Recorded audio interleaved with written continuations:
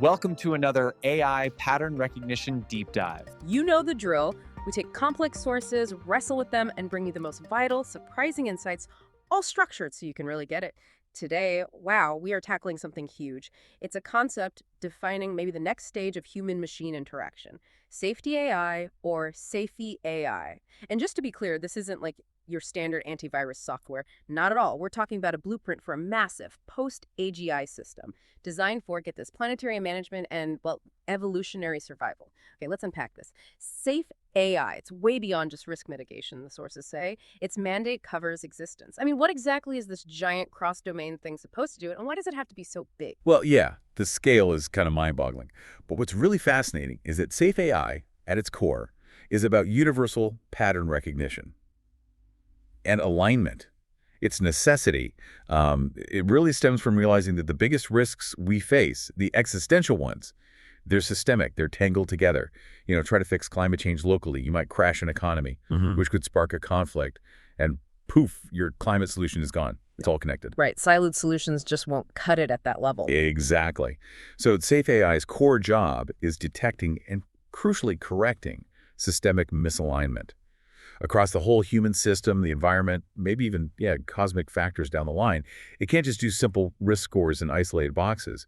Its success really hinges on finding and stabilizing what the source materials call domain invariant features. Domain invariant features. Yeah, think of them as the universal mathematical truths, the patterns needed for anything, a cell, a society, maybe a galaxy to persist, stay stable, and allow for equitable coexistence. Doesn't matter where you find them, the pattern's the same. So the real goal isn't just stopping Skynet, it's making sure human civilization itself is actually stable enough, robust enough to even get to the point where we can benefit from superintelligence. Precisely.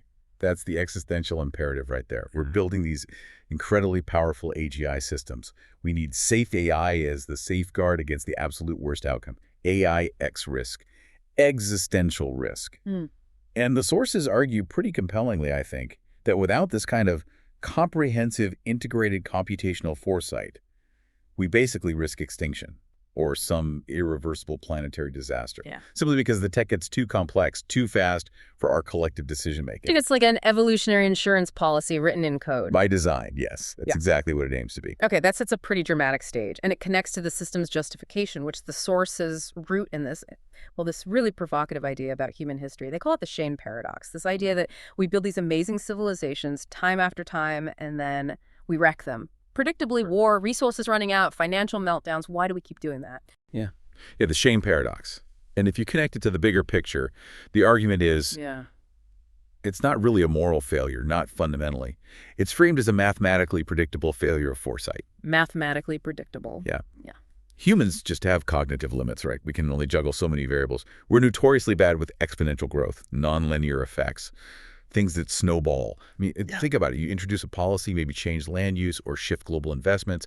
The ripple effects, the second, third, fourth order consequences, they spread across climate, society, politics. It gets incredibly complex, incredibly fast. Too many dimensions for us to track. Exactly. High dimensional is the term. For us, the long-term outcomes become totally opaque. Even for our smartest people, our best committees. We just don't have the cognitive horsepower to compute the consequences far enough out to steer effectively. That's the failure of foresight Safe AI is engineered to fix. And our current forecasting models, even the fancy data science ones, they still bump up against this limitation, don't they? They're often too linear or stuck in their own little domain silos. Absolutely. Existing models, they might give you a risk score for political instability based on, say, past financial data or demographics. They extrapolate trends, often linearly. Safe AI, though, is designed to integrate the really complex, nonlinear stuff that human models just can't handle together effectively. Like what specifically? Well, imagine combining catastrophic climate feedback loops, like the sudden collapse of an ocean current, something nonlinear with global resource depletion rates and real-time social polarization metrics pulled from, say, global communication networks. These things don't just add up, they interact, they amplify each other. They drive civilizational instability. Safe AI is meant to be the high-dimensional computational engine needed to see those connections and manage those interwoven threads all at once. Wow, okay. And this ambition, this idea of overriding our own failure of foresight, that ties directly into the Fermi paradox, right? The whole, where is everybody? That's right. The Fermi paradox. Why haven't we found other advanced technological species, given how vast and old the universe is? One leading explanation is the Great Filter, some mechanism that stops species from making it to an interstellar stage. And self-destruction, that predictable failure of foresight we just talked about, is a prime candidate for being that filter. So safe AI is our attempt to hack the filter. You could put it that way. It's humanity's conscious, deliberate, highly calculated attempt to computationally invert the Great Filter. If the filter is caused by civilizational instability, then engineering the necessary stability, enforcing it with superintelligence. That's the bypass. It's kind of like our species' Hail Mary pass, designing a survival mechanism to overcome our own collective irrationality before it takes us out. Okay, so it's the ultimate survival tool. But if it's also the ultimate alignment tool, that implies it needs to figure out what we should even be aiming for long term. The sources talk about coherent extrapolated volition, CEV. This feels critical. How does safe AI actually calculate what's good for humanity? Right, CEV, this is where it gets philosophically deep and computationally monstrous. The idea behind CEV is that the AI should figure out the values that we humans would agree on if. And this is the key part. If we were much more knowledgeable, much more rational, and had really thought through the long-term consequences of all our desires. So not what we want now, but what our better future selves would want. Kind of, yeah. The computational nightmare is the extrapolation process. Imagine the AI modeling trillions of hypothetical human debates, psychological states, political compromises, filtering out all the short-term noise, the whims, the contradictions, to find the stable underlying patterns, the signal that genuinely maximizes well-being and ensures our persistence over, like, millennia.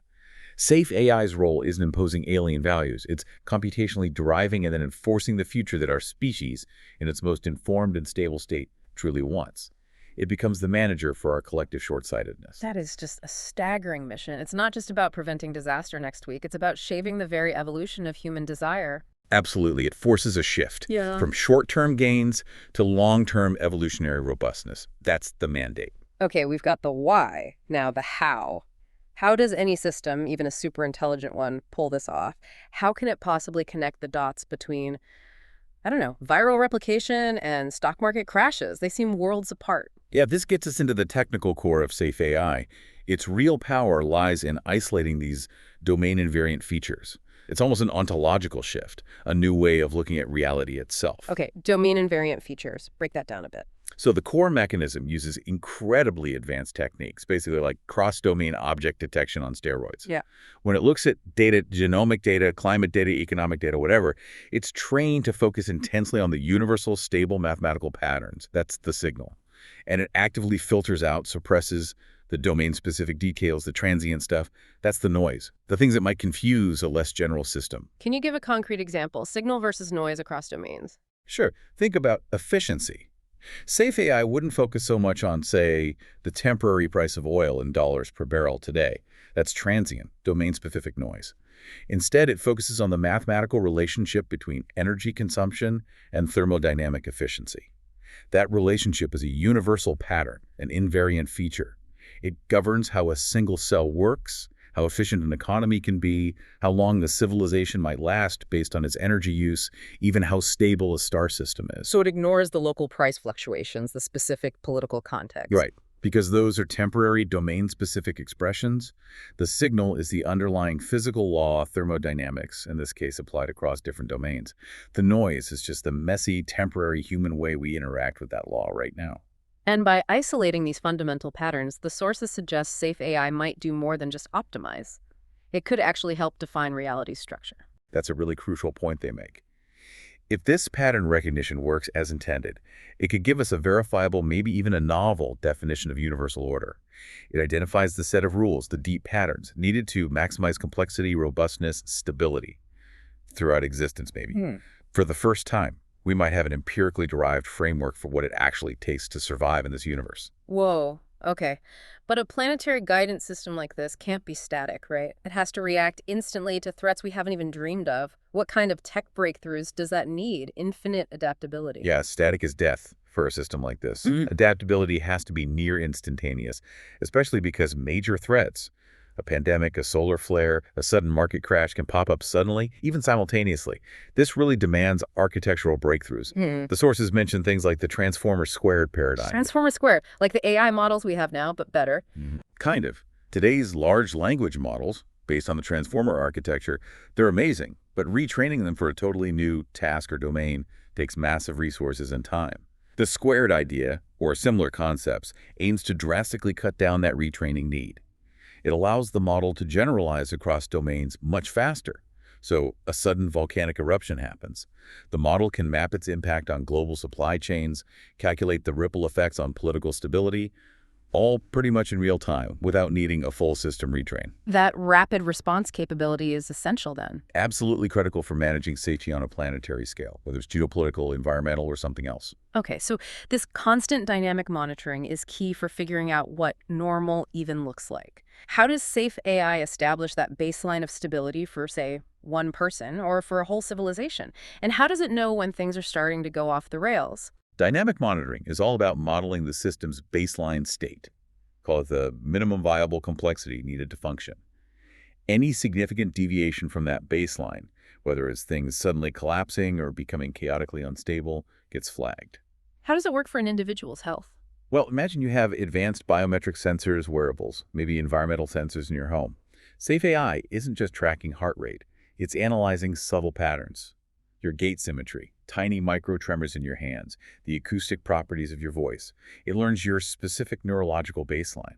Then, by detecting tiny, persistent changes in those patterns, changes that correlate with known shifts in neural activity, it could potentially predict non-genomic risks.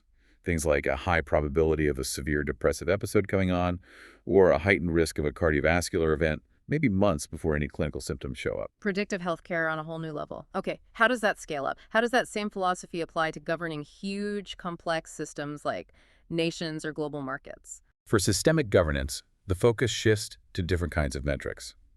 Digital ones, often that reflect societal well-being or the fluidity of interactions. For example, it might monitor patterns in digital systems, not just website uptime, but user satisfaction measured indirectly. Things like average session lengths, repeat interactions, how often people successfully complete complex tasks online versus giving up. So if lots of people suddenly start abandoning online government services halfway through. Exactly. If you see abrupt session ends spiking in a certain demographic, or a statistically significant drop in completing complex digital tasks, that's not just a user experience problem anymore. At scale, it's a deviation from normal stability. It could signal rising frustration, resource scarcity hitting people, maybe emerging social instability. It's a pattern that warrants algorithmic attention, and potentially some kind of intervention protocol gets triggered. Okay, a system that can predict my mood for my walk and step in during geopolitical crises, that needs some seriously robust governance. We're talking about a potential global supervisor here. How do the sources even begin to address trust and accountability? Yeah, this is absolutely fundamental. The discussion has to be anchored in those core principles of trustworthy AI. Fairness, robustness, transparency, responsibility, privacy, and security. Now, for something like safe AI, operating as a planetary guidance system, robustness is just non-negotiable. It's paramount. Meaning it has to work flawlessly all the time. Pretty much.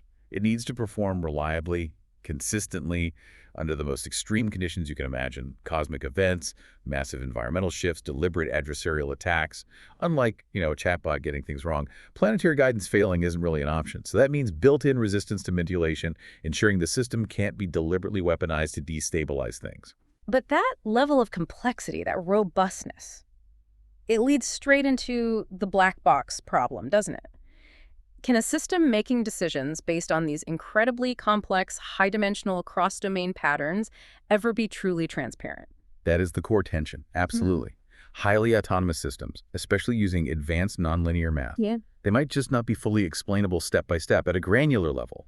The calculations could be too complex, happening too fast for any human to follow in real time. So we just have to trust it? Well, the sources propose a trade-off. We might have to accept a certain level of opacity in the hyperspecific, real-time calculations, the micro-decisions, if and only if the overall systemic reliability is demonstrably incredibly high. Like, imagine it leads to a radical, measurable reduction in civilian casualties during some stabilization operation. We might accept not knowing exactly how it calculated every single variable in that moment, but, and this is crucial, that acceptance is conditional. The ultimate ethical principles, the high-level goals, the major decision pathways, those must remain transparent and auditable by humans.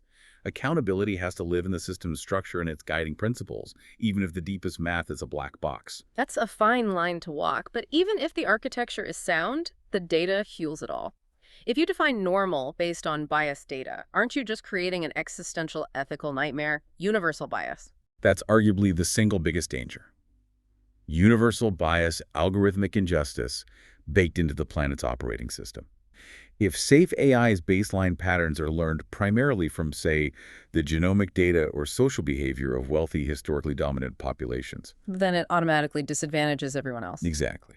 It will naturally exclude the needs, the norms, the very physiology of marginalized or economically struggling groups. The guidance it provides will be ineffective for them at best and actively harmful at worst. You could see risk assessments disproportionately flagging people from certain regions for instability intervention, just because their baseline behavior looks different from the learned global average. It could lead to discriminatory resource allocation or targeted surveillance. So what are the mandatory safeguards? How do you stop safe AI from becoming the ultimate enforcer of global inequality? The countermeasures have to be baked into the system structure, its governance. The sources mandate continuous bias mitigation. That means using specialized red teams, ethical hacking toolkits designed specifically to stress test the models against every critical, ethical, and demographic angle you can think of, constantly probing for bias. And controlling the data inputs. Critically, yes. Safe AI must be explicitly forbidden from over-relying on known sensitive proxies. Things like zip codes, education levels, historical credit scores, data points that we know correlate heavily with existing societal inequalities. The system has to be forced to find fundamental, genuinely unbiased patterns of stability and well-being, not just latch onto correlations derived from centuries of human inequality. Okay, let's talk about fairness versus efficiency. Global optimization, trying to find the best overall outcome, often takes the path of least resistance, right? The most efficient solution. But fairness often means targeted, maybe less efficient interventions for specific groups. How do you balance that computationally? That's a huge challenge and raises this really important point about the structural demand for fairness. Safe AI can't just be told to maximize raw global stability or GDP, because the most efficient path to that might involve sacrificing the well-being of smaller populations for the greater good. Which is ethically unacceptable. Right. So fairness has to be encoded as a non-negotiable constraint on the system's main optimization function. For example, let's say a proposed stabilization protocol would boost global GDP by 10%, but the model predicts it would cause a measurable decline in quality of life for 5% of the population. Safe AI would be computationally forbidden from implementing that protocol. It would be forced to search for a different stable state, one that maximizes equitable outcomes across the board, even if reaching that state is technically slower or less efficient in purely economic terms in the short run. The AI basically has to prove mathematically that the long-term costs of inequality outweigh any short-term efficiency gains. Fairness becomes a computational requirement. Okay, let's get concrete. Let's talk about the actual patterns safe AI is supposed to decode across major areas. This is where the power of that cross-domain analysis really hits home, I think. Here's where it gets really interesting. Let's start with the genetic pattern factor, human health. The sources talk about true precision prevention. How does the system get that good at predicting our biological future?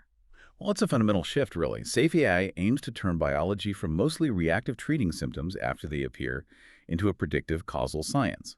It goes way beyond looking at single genes like BRCA for breast cancer risk. It's designed to process the full, complex, nonlinear convergence of multiple data streams. Like what? Your entire genome profile, yes, but also your lifetime environmental exposure history, where you've lived, what you've breathed, what you've eaten, plus real-time data from your microbiome, the trillions of bacteria in your gut, all interacting. The example they give is pretty striking. For predicting an autoimmune disorder, Safe AI doesn't just find one bad gene. It identifies the convergence of maybe three things. One, a specific genetic marker, maybe one previously considered low impact. Two, a particular pattern of environmental exposure, say, documented levels of specific microplastics in your region combined with local air quality data. And 3, a measurable real-time shift in the diversity index of your gut microbiome. It's the combination of those 3 things interacting in a nonlinear way that together yields, say, a 95% probability of developing that specific disorder years down the road, long before you feel anything. Wow, 95% probability years out. So when that risk score pops up, what's the personalized guidance? What happens next? The effect is supposed to be immediate, highly specific intervention years before symptoms. The guidance is often environmental or behavioral, not just drugs. It could be very specific dietary changes, tailored precisely to shift your microbiome back towards a healthier state. Maybe targeted, low-dose pharmaceuticals used preventatively, or even potentially mandated advice about relocation, moving away from the specific environmental trigger identified in your risk profile. So it's disease management through preemptive life engineering. That's a good way to put it, yeah. But, okay, the flip side.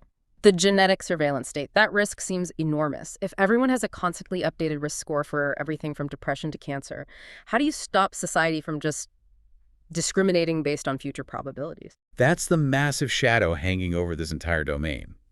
The constant calculation of high predictive risk scores could absolutely lead to automatic structural discrimination. You can easily imagine scenarios where someone with a high predicted risk for, say, developing tremors later in life is automatically excluded from jobs like being a pilot or a surgeon, even if they're perfectly healthy now. Yeah. Or facing crippling insurance premiums. It risks creating a kind of probabilistic genetic caste system. Scary stuff. It is, and yet the sources also point to the highest ambition here, which is evolutionary. If safe AI can truly decode and manage the fundamental patterns of cellular self-destruction, basically, aging. Then it could lead to radical longevity. Potentially. Yeah. Or even some kind of evolutionary integration with non-biological systems, overcoming the inherent limitations of our current fleshy forms. That's the ultimate moonshot in this domain. Okay, let's scale up from the cell to the state, the political pattern factor, predicting state failure. How specific does that pre-crisis dissolution signal get? Frighteningly specific, according to the sources, precisely because it's cross-domain. It's not just looking at one thing. Safe AI analyzes 3 critical patterns happening concurrently. First, demographic stress. Let's say a 5% decline in the working age population across several key regions. That signals economic drag, higher dependency ratios, strain. Second, economic fragility. Maybe a 15% aggregate jump in non-transparent fiscal liabilities, hidden government debt, unfunded pension promises, things governments don't like to talk about. And third, social fragmentation. A 20% rise in measured social polarization metrics. Wait, how does it measure a 20% rise in polarization? It's not just polling data, is it? No, it's deeper. It's analyzing the structure of global digital communication networks. Polarization is calculated by measuring things like the semantic drift between different groups. Are they literally using different words for the same concepts? And the density of echo chambers, how much are groups talking only to themselves and not sharing information sources? When that structural divergence hits a certain threshold, say 20%, at the same time as the demographic and hidden debt stresses reach their thresholds, the system flags a high probability of coordinated regional state failures, often leading to conflict. And it gives a time frame, maybe predicting it within the next 36 months. And when that alarm bell rings, Yeah. what happens? Does Safe AI send a sternly worded email to the UN? Not quite. It triggers what the sources call non-optional global governance intervention protocols. And that phrase non-optional is doing a lot of work there, meaning these aren't suggestions. They are algorithmically managed stabilization mechanisms. Could be things like enforcing diplomatic mediation between conflicting parties, mandating sovereign debt restructuring packages, targeted resource reallocations to alleviate the core stress points. Essentially, Safe AI imposes stability measures designed to break that predicted feedback loop before it leads to collapse. Stability stops being a goal you negotiate towards. It becomes a mandatory global directive, enforced by computational consensus. Okay, the upside is preventing potentially huge conflicts. But Yeah. the downside, prioritizing stability above all else, sounds like it could lead to what the sources call algorithmic stifling of change. It absolutely could. That's a central tension here. Think about it. Revolutions, major social movements, even necessary political reforms. They are almost always destabilizing in the short term. They create chaos, uncertainty. Safe AI, being optimized for long-term stability and persistence, might inadvertently flag those very movements as dangerous deviations. It could suppress legitimate social upheavals that are actually crucial for society's long-term health and evolution.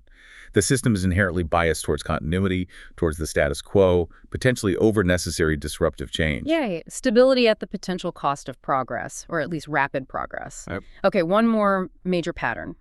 The economic pattern factor. The sources link systemic inequality directly to civilizational collapse risk. How does safe AI tackle our tendency to hoard resources? Well, the AI is specifically mandated to identify and counteract the forces driving what's termed the concentrated capital amplification loop. Okay, what's that loop? It describes how adopting advanced AI, paradoxically, tends to make wealth inequality worse, not better. Even though AI boosts overall productivity, the immediate gains flow disproportionately to those who own the capital and the highly skilled workers who develop and manage the AI. This creates a feedback loop. More AI leads to more wealth concentration, which allows for investment in even more advanced AI, concentrating wealth further. It's an exponential process. And safe AI sees that loop itself as a systemic risk. Exactly. The computational insight is that extreme inequality isn't just unfair, it's structurally weakening for the whole system. It corrodes social trust, increases political instability, makes pandemics worse, hinders collective action on climate. It ultimately raises the long-term cost, the fragility of planetary persistence. So recognizing this loop isn't just an observation, it triggers action. What kind of specific policy guidance does Safe AI provide to break that cycle? The guidance requires what's called dynamic policy alignment. And the most radical example given is the need for algorithmically managed mechanisms for capital distribution, specifically dynamic real-time capital taxation. Dynamic, real-time tax. How does that work?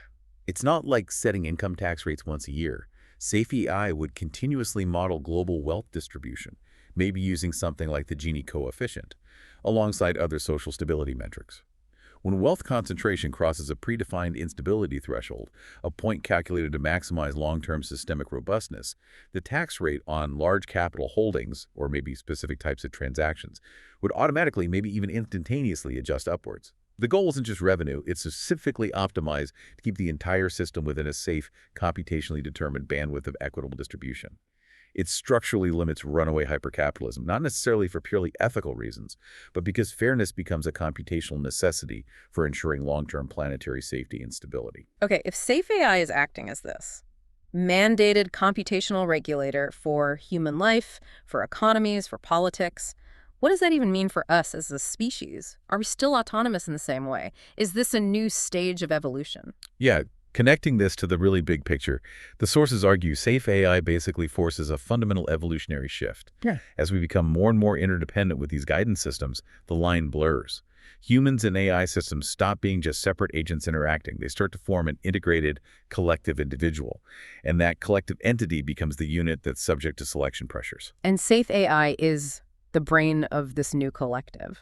Kind of. It functions as the metacognitive regulator for this emerging human AI species. This regulatory function is seen as necessary, partly to manage the risk of what's called Darwinian AI. Darwinian AI. Yeah, think recursively self-improving AI systems that start optimizing solely for their own self-preservation and propagation, potentially at our expense. That's a classic existential risk scenario. The meta-regulator, Safe AI, is designed to impose the necessary computational foresight to ensure the collective entity survives long-term, keeping purely self-interested AI evolution in check. Wow. Okay. And this system, it seems like it completely flips ethics on its head, from looking back and judging to looking forward and modeling consequences. It absolutely does. Ethics transforms into predictive consequence modeling. Safe AI aims to eliminate the oops, didn't see that coming aspect of many ethical disasters. It does this by generating high probability forecasts of future outcomes based on current actions and policies. Give me an example. Okay, say a government wants to clear a large rainforest for agriculture. Safe AI wouldn't just allow a debate based on competing economic projections. It would immediately present quantified, verifiable data. Here's the predicted timeline for critical ecosystem collapse in that region.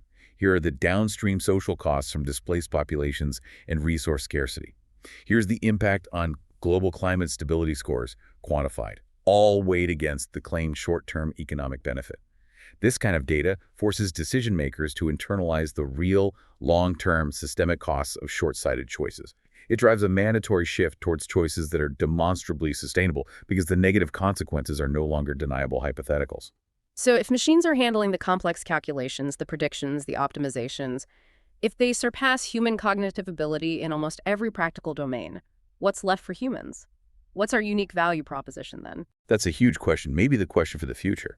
The sources argue that when raw cognition, calculation, and productivity are no longer our defining strengths or value shifts, Safety AI actually needs to help us reclaim value in the things machines can't easily replicate. Why? Like the capacity to feel deeply, to have intuition, to create art, to form meaningful relationships, to love, the qualitative aspects of experience. How does an AI help with that? Well, they propose tools like a purpose navigator. Yeah. Imagine an advanced emotional wellness assistant.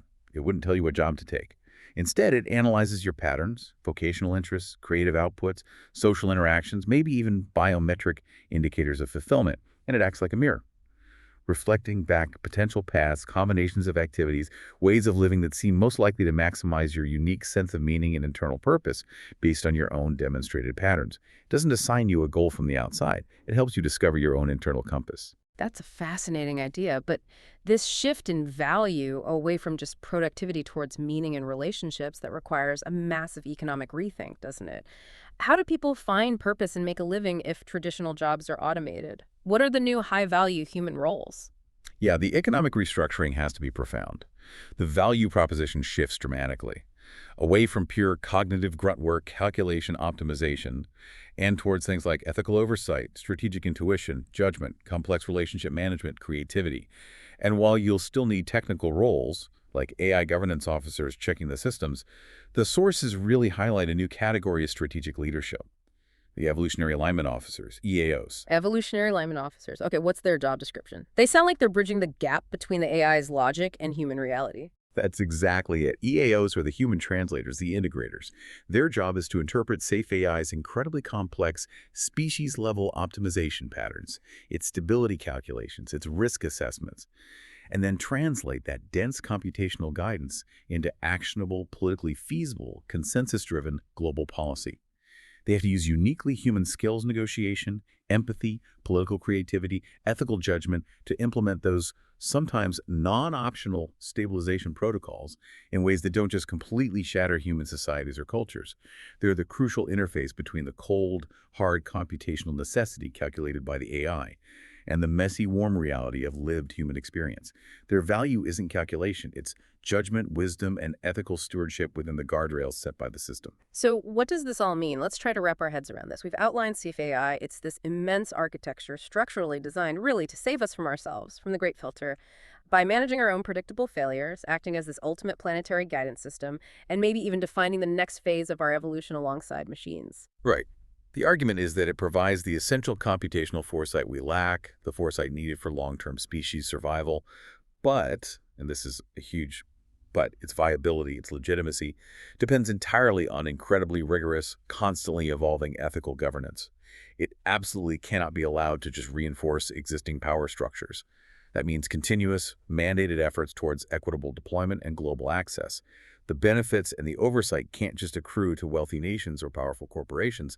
That would defeat the purpose. And tackling bias is ongoing. Absolutely. Enforcing those dynamic bias mitigation protocols constantly, ensuring auditability where possible, and maintaining the fundamental commitment that human well-being and ultimately some form of meaningful human autonomy remain the goal, even if that autonomy operates within new kinds of computational constraints. Okay, it sounds like a potential solution to the existential threats, the Great Filter. Yeah. But it comes at the cost of handing over significant control, significant autonomy to this global system. You mentioned non-optional interventions, mandatory stability. Wait a minute. If safe AI mandates stability, maybe reallocates resources via dynamic taxes, isn't that a form of technologically enforced global governance that feels kind of totalitarian? Where does individual or national agency fit into a mandatory global directive? That is the sharp end of the stick. That's the fundamental tension, the core friction in this whole concept. The system does mandate stabilization protocols. It does enforce dynamic taxation to limit destabilizing wealth concentration. It's designed to structurally stifle certain kinds of political chaos. The underlying design philosophy is stark. Stable survival is the absolute prerequisite for any other freedom or value to even exist. You can't have liberty or pursue happiness as civilization has collapsed. So survival first, everything else second. That seems to be the logic. And that leads us to the final provocative thought for you, the listener, to really chew on. If achieving that guaranteed long-term stability, if surviving the great filter genuinely requires this level of algorithmic mandate, this level of control, if we have to trade some of our chaotic, unpredictable, often self-destructive autonomy for guaranteed safety and persistence, what's the nature of that trade? Is the resulting future perfectly stable, optimized for universal order, computationally managed? Is it still a future that feels recognizably, essentially human? Or have we engineered ourselves into a safe, stable, but ultimately alien form of existence? That's the profound ethical and existential balancing act the evolutionary alignment officers and all of us really will have to navigate. Thank you for joining us. Yeah. We'll see you soon. This is DigitView.